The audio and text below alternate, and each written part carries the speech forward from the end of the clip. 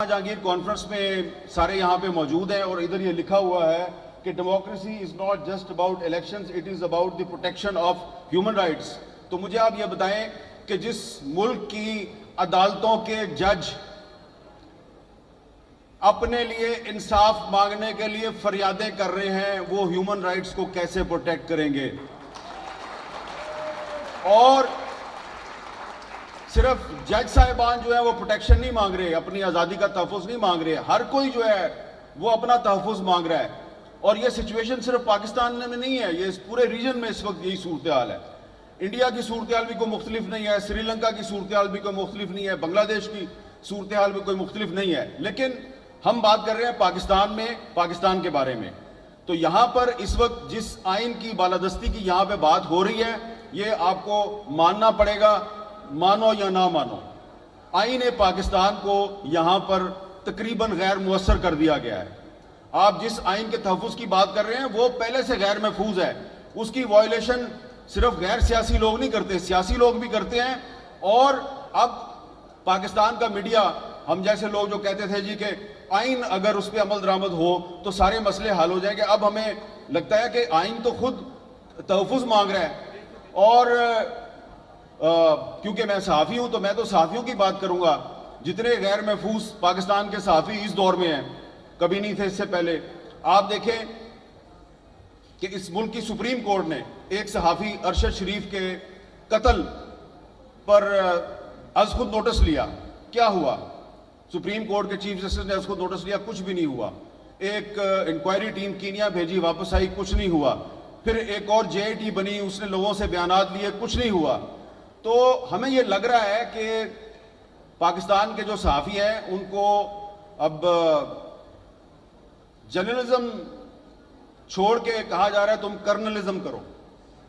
तो हमने तो भाई जर्नलिज्म ही करनी है, वो वाला काम नहीं करना जो जनरल ज़ियाउल हक के दौर में होता था या जनरल परवेज़ मुशर्रफ के दौर में होता था। तो इसलिए अभी जब मैं आ रहा था तो आने से पहले, क्योंकि कल रात को आपने देखा टीवी चैनल्स पे एक सेनेटर साहब ने कहा कि मैं तो जनाब 1.5 साल से कह रहा हूं कि मुझे कोई अदालत बुलाए तो मैं बताऊंगा कि अरशद शरीफ को किसने मारा।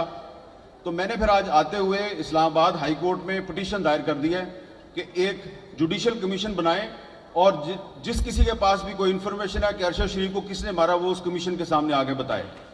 तो अब देखते हैं कि अरशद शरीफ का जो कत्ल है उसका कोई जिम्मेदार जो है वो सामने आता या नहीं आता। और दूसरी बात यह है कि यहाँ पे आगे तकरीरें करना बड़ा आसान है, लेकिन ये जो लोग ये कॉन्फ्रेंस ऑर्गेनाइज करते हैं उनके मसाइल को भी समझें। मैं उनके मसाइल में इजाफा नहीं करना चाहता, इसलिए कि धुआंधार तकरीर करके हम तो चले जाएंगे और उन्होंने यहीं पे रहना, अगले साल फिर कॉन्फ्रेंस करनी है। तो वो सनाउल्लाह बलोच साहब कह रहे थे ना कि आप एक कॉन्फ्रेंस ना किया करें, 2 या 3 किया करें। तो आप भी पहले सिर्फ एक पार्टी नहीं, जिन पार्टियों के लीडरों ने यहाँ पे आके तकरीरें की हैं, वो अपनी अपनी पार्टियों से 2 या 3 उन लोगों को निकालें और फिर अगले साल आए। तो इसलिए हमने अब ये फैसला किया है कि हमें तकसीम कर दिया गया है, हम एक दूसरे पे एतमाद नहीं करते। अरशद शरीफ का जो कत्ल का मुकदमा है उसको हम टेकअप करने में, उस पर कोई तहरीक चलाने में कामयाब नहीं हुए, लिहाजा हमने अब फैसला किया है कि अब किसी और के पास नहीं जाना। अब हम जो आप लोग कहते हैं ना ये टीवी एंकर जो है ये बात क्यों नहीं करते, टीवी एंकर ने वो बात क्यों नहीं की, तो आपको तो पता है भाई हम तो पॉलिसी मेकर नहीं है, चैनल किसी और का है, हम तो उसमें बैठ के बात कर रहे होते हैं। तो अगर वो हमें ऑफर कर दें तो हम क्या कर सकते हैं। तो इसलिए अब हमने फैसला किया है कि टीवी एंकर्स का एक एक्शन फोरम बनाया जाएगा और जिस टीवी एंकर्स को कहीं से कोई कॉल आएगी या उसको डिक्टेशन देगी उसकी अपनी मैनेजमेंट या कोई बाहर से, तो हम लोग जो है वो पब्लिक में आके आपको बताया करेंगे। तो इसके अलावा हम वो कुछ नहीं कर सकते, ठीक है। वतीउल्लाह जान साहब खड़े हो गए हैं, लिहाजा मैं अपनी सीट पे वापस आ रहा हूँ। जहांगीर कॉन्फ्रेंस में सारे यहाँ पे मौजूद हैं और इधर ये लिखा हुआ है कि democracy is not just about elections, it is about the protection of human rights. तो मुझे आप ये बताएं कि जिस मुल्क की अदालतों के जज अपने लिए इंसाफ मांगने के लिए फरियादें कर रहे हैं, वो ह्यूमन राइट्स को कैसे प्रोटेक्ट करेंगे? और सिर्फ जज साहिबान जो है वो प्रोटेक्शन नहीं मांग रहे, अपनी आज़ादी का तहफ़्फ़ुज़ नहीं मांग रहे, हर कोई जो है وہ اپنا تحفظ مانگ رہا ہے. اور یہ سچویشن صرف پاکستان میں نہیں ہے, یہ اس پورے ریجن میں اس وقت یہی صورتحال ہے.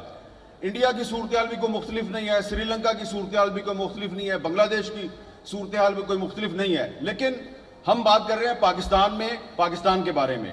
تو یہاں پر اس وقت جس آئین کی بالادستی کی یہاں پہ بات ہو رہی ہے, یہ آپ کو ماننا پڑے گا, مانو یا نہ مانو.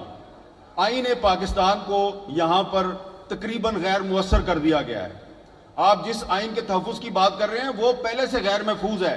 اس کی وائلیشن صرف غیر سیاسی لوگ نہیں کرتے, سیاسی لوگ بھی کرتے ہیں.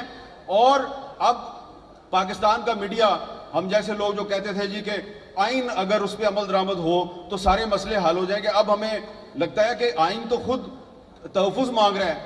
اور کیونکہ میں صحافی ہوں تو میں تو صحافیوں کی بات کروں گا. جتنے غیر محفوظ پاکستان کے صحافی اس دور میں ہیں, کبھی نہیں تھے اس سے پہلے. آپ دیکھیں کہ اس ملک کی سپریم کورٹ نے ایک صحافی ارشد شریف کے قتل پر از خود نوٹس لیا. کیا ہوا؟ سپریم کورٹ کے چیف جسٹس نے از خود نوٹس لیا, کچھ بھی نہیں ہوا. ایک انکوائری ٹیم کینیا بھیجی, واپس آئی, کچھ نہیں ہوا. پھر ایک اور جے آئی ٹی بنی, اس نے لوگوں سے بیانات لیے, کچھ نہیں ہوا. تو ہمیں یہ لگ رہا ہے کہ پاکستان کے جو صحافی ہیں ان کو اب جرنلزم چھوڑ کے کہا جا رہا ہے تم کرنلزم کرو. تو ہم نے تو بھائی جرنلزم ہی کرنی ہے, وہ والا کام نہیں کرنا جو جنرل ضیاء الحق کے دور میں ہوتا تھا یا جنرل پرویز مشرف کے دور میں ہوتا تھا. تو اس لیے ابھی جب میں آ رہا تھا تو آنے سے پہلے, کیونکہ کل رات کو آپ نے دیکھا ٹی وی چینلز پہ ایک سینیٹر صاحب نے کہا کہ میں تو جناب 1.5 سال سے کہہ رہا ہوں کہ مجھے کوئی عدالت بلائے تو میں بتاؤں گا کہ ارشد شریف کو کس نے مارا. تو میں نے پھر آج آتے ہوئے اسلام آباد ہائی کورٹ میں پٹیشن دائر کر دی ہے کہ ایک جوڈیشل کمیشن بنائیں, اور جس کسی کے پاس بھی کوئی انفارمیشن ہے کہ ارشد شریف کو کس نے مارا وہ اس کمیشن کے سامنے آگے بتائے. تو اب دیکھتے ہیں کہ ارشد شریف کا جو قتل ہے اس کا کوئی ذمہ دار جو ہے وہ سامنے آتا یا نہیں آتا. اور دوسری بات یہ ہے کہ یہاں پہ آگے تقریریں کرنا بڑا آسان ہے, لیکن یہ جو لوگ یہ کانفرنس آرگنائز کرتے ہیں ان کے مسائل کو بھی سمجھیں.